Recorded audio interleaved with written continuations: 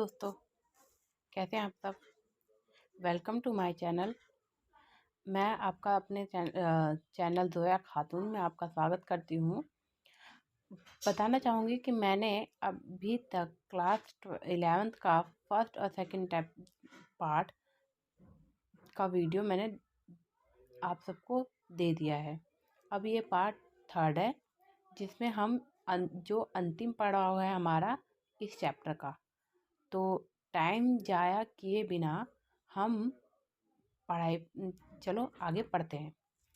लेकिन हाँ, एक बात और, कितने बच्चे हैं जो अभी कंपटीशन में भाग लिए, उन सब में से जो बताना चाहूँगी कि जितने बच्चे ने अभी तक भाग लिया है और जितने बच्चे अभी लेना चाहते हैं, उनमें से आज एक 1 मंथ हो चुका है। और 1 मंथ में जो जीता है उसका नाम हमारे स्टूडेंट में तारा है। और कॉन्ग्रेचुलेसन तुम्हें हमारे तरफ से, हमारे यूट्यूब चैनल की तरफ से उसको एक पैडल दिया जाएगा। मैं बहुत बहुत बधाई हो कि जीतने में वो हमारे कंपटीशन में जो भाग लेने के लिए और जीतने के लिए। और भी जितने बच्चे हैं वो भी अगर इस कंपटीशन में भाग लेना चाहें तो मुझे ज़रूर बताइए। मैं उनका नाम नोट करूँगी और देखती हूँ कौन जीता है कौन नहीं जीता। हर महीने किसी न किसी बच्चे का नाम ज़रूर मेंशन होगा, ठीक है। तो चलिए आगे पढ़ाई पे ध्यान देते हैं। और फिर कंपटीशन तो होता रहेगा, हर हर महीने ही होता है। तो अगले महीने देखते हैं किसका नाम, कौन लकी विनर होता है, कौन जीतता है, किसका नाम आता है और वो उसे क्या गिफ्ट मिलता है, ठीक है। चलिए आगे बढ़ते हैं। संविधान सभा के कामकाज की शैली। संविधान सभा बन गया। संविधान सभा के लोग यानी संविधान सभा के अध्यक्ष बन गए। संविधान सभा में क्या क्या लिया जाएगा वो भी आ गया, लेकिन संविधान सभा की शैली रह गई। संविधान सभा का कामकाज रह गया कि कैसे बनेगा, क्या होगा, कैसे चलेगा, नीति नियम, ये सब रह गया। तो चलिए आज हम संविधान सभा के कामकाज की शैली पढ़ेंगे। संविधान सभा की सत्ता केवल इस बात पर ही नहीं टिकी थी कि वह मोटे तौर पर सबका प्रतिनिधित्व कर रही है, यानी जो संविधान सभा थी वह सत्ता केवल इस बात पर नहीं टिकी हुई थी कि वो बस प्रतिनिधित्व करती है। उसके और भी बातें थी जिन पर संविधान सभा को आदेश चलाया जाता है और संविधान सभा को हमारे देश में लागू किया गया था।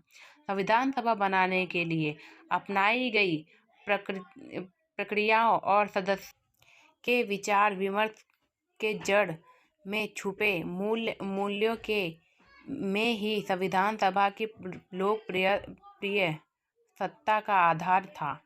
जो संविधान सभा थी वो विचार विमर्श किया, यानी कि जो वहाँ के जो सदस्य थे उन्होंने अपना अपना विचार रखा। यानी जो संविधान सभा थी वो एक ही इंसान अपने मर्जी से नहीं बना सकता था, वहाँ पर सभी सदस्यों की मर्जी भी चाहती थी, मंजूरी थी। आगे देखते हैं। यहाँ प्रतिनिधित्व का दावा करने वाले किसी सभा के लिए वांछनीय है कि उसमें समाज के विभिन्न वर्ग सहभागी हो। वहीं यह भी महत्वपूर्ण है कि वह केवल अपनी पहचान या समुदाय का ही प्रतिनिधित्व न करे। संविधान सभा के सदस्यों ने पूरे देश के हित को ध्यान में रखकर विचार विमर्श किया। सदस्यों के प्राय मतभेद हो जाते थे, लेकिन सदस्य द्वारा अपने हितों के आधार पर बनाकर शायद ही कोई मतभेद हो। यानी देखिए, अगर वो अपने एक दूसरे में लड़ाई कर लेंगे, लेकिन जो संविधान सभा के लिए है वो तो है, और जिनके जो अधिकार से रिलेटेड है वो होना आवश्यक है। यानी उसको लेके कोई मतभेद नहीं होगा। यानी जैसे कि हमने कह दिया कि अगर जो एसटी या ओबीसी है उनको नागरिकता, उनको आरक्षण मिलेगा तो मिलेगा ही। चलिए आगे देखते हैं। संविधान सभा का केवल एक ही प्रावधान ऐसा है जो लगभग बिना किसी वाद विवाद के पास हो गया हो। देखो एक नंबर का क्वेश्चन आता है ये कि संविधान सभा का कौन सा प्रावधान है जो बिना वाद विवाद के पास हो गया। कौन सा था वो? सार्वभौमिक मताधिकार। जो सार्वभौमिक वैश्विक मताधिकार का जो प्रावधान था, जो कानून था, वो पास कैसे हुआ? वो बिना मतभेद के हुआ। एक नंबर का क्वेश्चन आता है, इसमें इंसान गलती कर देता है। समझ में आई बात? मैंने आप सबसे कमेंट में भी पूछा था, तो क्या है क्या नहीं है, कुछ बच्चों ने जवाब दिया, कुछ बच्चों ने नहीं दिया। तो चलिए आगे बढ़ते हैं। उसको भी मैंने कहा था ना अलग से वीडियो बनाऊंगी, उसके लिए मैं अलग से वीडियो बना के आपको भेजूंगी। देखिए वैसे सार्वभौमिक का मतलब भी समझ लेते हैं। धर्म, जाति, लिंग, शिक्षा और आय के आधार पर मतभेद के बिना सभी नागरिकों को एक निश्चित आयु प्राप्त करने पर वोट देने का अधिकार होगा। सार्वभौमिक मताधिकार का मतलब क्या है? समझ में आया? किसी को नहीं आया तो मैं बताती हूँ। सार्वभौमिक का वैश्विक मताधिकार का मतलब वही है, चाहे वो किसी भी जाति, किसी भी धर्म, किसी भी लिंग या किसी भी समुदाय का व्यक्ति हो, चाहे वो अनपढ़ हो, चाहे वो शिक्षित हो, उन सभी को वोट देने का अधिकार है। कब? 18 साल की आयु पार करने के बाद। अगर वो 18 साल का आयु पार कर चुका है तो उसको वोट देने का अधिकार है। इतना समझ में आया? सार्वभौमिक मताधिकार एक नंबर का क्वेश्चन आता है, और ये भी क्वेश्चन कभी कभी घुमा के पूछ लेता है कि कौन सा ऐसा प्रावधान था जो बिना मतभेद के पास हो गया। तो आपको लिखना है सार्वभौमिक मताधिकार। आगे देखते हैं। सदस्यों ने इस पर वाद विवाद आवश्यक नहीं माना कि वह वोट देने का अधिकार होना चाहिए, लेकिन इसके अतिरिक्त प्रत्येक विषय पर गंभीर विचार विमर्श का और वाद विवाद हुए। यानी इस प्रावधान में कोई भी वाद विवाद नहीं हुआ, लेकिन जितने चीज़ों को हमारे संविधान में रखा गया है, जिन नियमों कानूनों को हमारे संविधान में रखा गया, उन सब पर गंभीर विचार किया गया। इतना समझ में आ गया? चलिए आगे देखते हैं। इस प्रकार के लोकतांत्रिक मूल्यों की प्रति निष्ठा का इससे बढ़िया व्यवहारिक रूप कुछ और नहीं हो सकता। इससे अच्छा क्या नहीं हो सकता? कुछ और व्यवहारिक नहीं हो सकता लोकतंत्र के बिना। आगे, संविधान सभा को असली ताकत इस बात से मिल रही थी कि वह सार्वजनिक हित का काम कर रही है। संविधान सभा को असली ताकत किस बात से मिली? सार्वजनिक हित का काम कर रही थी वो, इसलिए। ठीक है। इसके सदस्यों ने चर्चा और तर्कपूर्ण बहसों पर काफी जोर दिया। उन्होंने सिर्फ अपने हित के बारे में नहीं, बल्कि अपनी सोच और फैसले पक्ष के अन्य सदस्यों को सैद्धांतिक कारण दिया। सैद्धांतिक मतलब कानूनी कारण दिया। ठीक है। अपनी सोच के पक्ष में दूसरों के तर्कपूर्ण स्वार्थ या संकीर्णता के ऊपर उठा देता है।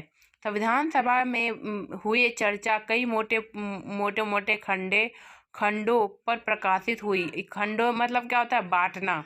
और हर अनुच्छेद को लेकर जैसी विस्तृत और बारीकी से बातचीत हुई, वह सामाजिक विवेक की भावना को सबसे प्रामाणिक ढंग से सामने लाती है। यानी संविधान सभा में जो चीज़ रखी गई, जो नियम और कानून रखे गए, वह किस ढंग से सार्वजनिक रूप से सही ढंग से आया है निकल कर। यानी जैसे मान लीजिए समानता का अधिकार रखा गया है संविधान में, समानता का अधिकार, स्वतंत्रता का अधिकार, ये सब क्या है? ये सब सही ढंग का है। ये अपना क्या कहते हैं, अपना चेहरा दिखा रही है संविधान, जिसमें कि हमें सब मालूम होता है कि जो संविधान है, हर इंसान को एक स्वतंत्रता का अधिकार होता है, उसे चाहिए ही, वो उसका अपना अधिकार है, जीने का अधिकार है। ये सब अधिकार किस में है? संविधान सभा में है। चलिए आगे देखते हैं। यह बहस भी फ्रांसीसी और अफ्रीकी क्रांति के तहत संविधान निर्माण के इतिहास में सबसे महत्वपूर्ण और यादगार अध्यायों में से एक है।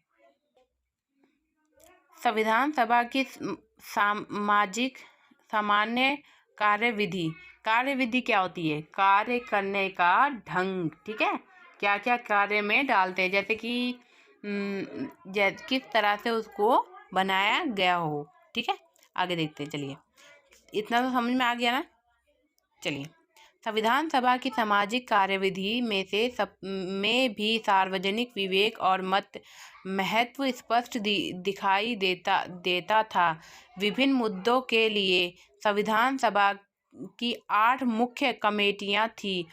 आमतौर पर जवाहरलाल नेहरू, राजेंद्र प्रसाद, सरदार भाई पटेल या BR अम्बेडकर इन कमेटियों की अध्यक्षता करते थे। कौन कौन कर रहा था? एक तो पंडित जवाहरलाल नेहरू, राजेंद्र प्रसाद, सरदार पटेल और भीमराव अम्बेडकर इन कमेटियों की अध्यक्षता कर रहे थे। यह ऐसे लोग थे जिनके विचार हर बात पर एक दूसरे से के समान नहीं थे। इन सबके क्या थे? विचार सबके अलग अलग थे। अम्बेडकर तो कांग्रेस और गांधी के कड़े आलोचक थे और उन पर अनुसूचित जातियों और तथ्यान के लिए पर्याप्त काम न करने का आरोप लगाते थे। पटेल और नेहरू बहुत से मुद्दे पर एक दूसरे से असहमत थे, फिर भी सबने एक साथ मिलकर काम किया। देखिए, मतभेद दोनों सब में थी, लेकिन फिर भी जब संविधान की बात आई तो सब एक साथ मिलकर काम कर रहे थे। प्रत्येक कमेटियों ने आमतौर पर संविधान की कुछ प्रावधानों का प्रारूप तैयार किया, जिस पर बाद में पूरी संविधान सभा में चर्चा की गई। आमतौर पर यह प्रयास किया गया कि फैसले आम राय से हो और कोई भी प्रावधान किसी खास हित समूह के पक्ष में न हो। कई प्रावधानों का निर्णय मत विभाजन करके लिए गए। ऐसे अवसरों पर भी हर सरोकार का ध्यान रखा गया और हर तर्क और शंका का प्रावधान बहुत ही सावधानी से किया गया। लिखित रूप से उसका जवाब दिया गया। 2 वर्षों और 11 महीनों के अवधि में संविधान सभा बैठक 266 दिनों तक चली। इसके सत्र अखबारों और आम लोगों में के लिए खुले हुए थे। देखिए, इसने बताया है कि जो एक क्वेश्चन आता है 1 नंबर का, जो है इसमें पूछा जाता है कि संविधान जो है वो कितने दिनों में बनके तैयार हुआ? तो 2 वर्ष 11 महीने, कभी 3 महीने नहीं बोला जाता। देखिए, ये 2 वर्ष 11 महीने ही बोला जाता है। और बैठक कितनी हुई? 166। कभी बाय चांस अगर कभी कोई बोलता है 3 साल, तो ये गलत है, क्योंकि वो सिर्फ 11 महीने थे और 11 महीने, 1 महीना बाकी था 3 साल पूरा होने में। इसलिए 3 साल नहीं बोलना चाहिए, क्योंकि 1 महीना बहुत होता है, ठीक है। इसलिए हमेशा याद रखना है 2 वर्ष 11 महीने, 2 वर्ष 11 महीने संविधान सभा। ओके, तो चलिए आगे पढ़ते हैं। अंतर्राष्ट्रीय आंदोलन की विरासत। लेकिन कोई भी संविधान केवल अपनी संविधान सभा के बूते नहीं बनता, बलबूते, यानी देखिए कि कोई एक अकेला इंसान संविधान नहीं बना सकता था, वो ये कह रहा है। भारत की संविधान सभा इतनी विविधतापूर्ण थी कि वह सामान्य ढंग से काम ही नहीं कर सकती थी यदि उसके पीछे उन सिद्धांतों पर आम सहमति न होती जिन्हें संविधान सभा में रखा गया है। समझ में आई बात कि अगर उस संविधान सभा में ये नहीं होती तो ये इतना विवादपूर्ण नहीं होता। ठीक है, इन सिद्धांतों पर स्वतंत्रता आंदोलन के दौरान सहमति बनी। इस एक तरह से संविधान सभा केवल सिद्धांतों का बुत रूप और आकार दे रही थी जो उसने राष्ट्रीय आंदोलन के विरासत से प्राप्त किए थे। संविधान लागू होने के कई दशक पूर्व से ही राष्ट्रीय आंदोलन का उन प्रश्नों पर विचार रहता था। देखिए, राष्ट्रीय आंदोलन राष्ट्र में आंदोलन के बारे में ही बात कह रहा है। ठीक है, तो चलिए आगे चलते हैं। अंतर्राष्ट्रीय आंदोलन जिस सिद्धांतों और संविधान सभा में लाया गया उनका सर्वोत्तम सर्वोत्तम मतलब क्या होता है, किसको पता है? सर्वोत्तम मतलब होता है ऊपर, जो सबसे ऊपर है उसे कहते हैं सर्वोत्तम। सारांश हमें नेहरू द्वारा 1946 में प्रस्तुत उद्देश्य प्रस्ताव, देखिए 5 नंबर का क्वेश्चन आता है, 3 नंबर का क्वेश्चन आता है उद्देश्य प्रस्ताव पे। उद्देश्य प्रस्ताव में क्या क्या होते हैं, क्या होती है, इन सबको क्यों बनाया गया, ये सब भी आपको याद रखना चाहिए कि वो उद्देश्य प्रस्ताव कब आया, उसमें क्या क्या लिखा हुआ था, किसने बनाया। ठीक है, तो इसे नेहरू जी ने बनाया था 1946 में। चलिए आगे देखिए। इस प्रस्ताव में संविधान सभा के उद्देश्यों को परिभाषित किया गया। इस प्रस्ताव में संविधान की सभी आकांक्षाओं और मूल्यों को समाहित किया गया था। पिछले भाग में जिसमें संविधान सभा मौलिक प्रावधान, इसी प्रस्ताव के आधार पर हमें संविधान में स्वतंत्रता, समानता, लोकतंत्र, संप्रभुता और एक सार्वजनिक पहचान जैसी बुनियादी प्रतिबद्धताओं को संस्थागत रूप से दिया गया। देखिए, मौलिक अधिकार जो हमें मिला है वो संविधान में मिला है, जिसमें 6 अधिकार दिए गए हैं। हम अगले चैप्टर में मौलिक अधिकार के बारे में अच्छी तरह से जानेंगे, वो हमारे चैप्टर भाग 2 में आएगा। तो चलिए आगे देखते हैं। सार्वजनिक हमारा संविधान केवल नियमों और प्रक्रियाओं की भूल-भुलैया नहीं है। नियमों और प्रक्रियाओं का भूल-भुलैया नहीं है, बल्कि एक ऐसी सरकार बनाने की नैतिक प्रतिबद्धता है जो राष्ट्रीय आंदोलन में लोगों को दिए गए आश्वासनों को पूरा करेगा। इतना समझ में आया? चलिए आगे बढ़ते हैं। अब देखिए, इसमें बताया गया है ये हमारे देश संविधान में जो नियम और कानून लिए गए हैं तो वो किस किस देशों से क्या क्या लिए गए हैं वो ये बताया है। 5 नंबर के क्वेश्चन में ये सब आता है, जैसे कि ब्रिटिश संविधान से हमारा क्या लिया गया है, सार्वजनिक मत के आधार पर चुनाव जीतने का फैसला। देखिए, सार्वजनिक जो जैसे कि 18 साल के बाद जो चुनाव दे सकते हैं वो कहाँ से लिया गया है, ब्रिटेन से लिया गया है। सरकार का संसदीय रूप कहाँ से लिया गया है, ब्रिटेन से लिया गया है। कानून का शासन विचार ये सब लिए गए ब्रिटेन से। आयरलैंड का संविधान, राज्य के नीति निर्देशक तत्व, मौलिक अधिकार और नीति निर्देशक तत्व, ये 2 होते हैं। जो नीति निर्देशक तत्व है वो भाग 4 में है संविधान के, तो वो कहाँ से लिया गया है, आयरलैंड के। इन सभी का 3-3 कम से कम आपको याद रखना है कि एग्ज़ाम में पूछे जाते हैं, तो आप 3-3 भी याद रखेंगे तो आपको बहुत ज़्यादा ही ज़रूरत काम आएगा। 1 नंबर के क्वेश्चन में भी आ जाता है, कभी कभी 5 नंबर के भी क्वेश्चन में आ जाता है कि देश से क्या लिया है, देश से क्या लिया है, तो इन सबको आपको याद रखना है। और मिलते हैं आप अगले वीडियो में, तब तक के लिए आप सब खुश रहिए, पढ़ते रहिए और कंपटीशन में भाग लेना ना भूलिए। ठीक है। बाय।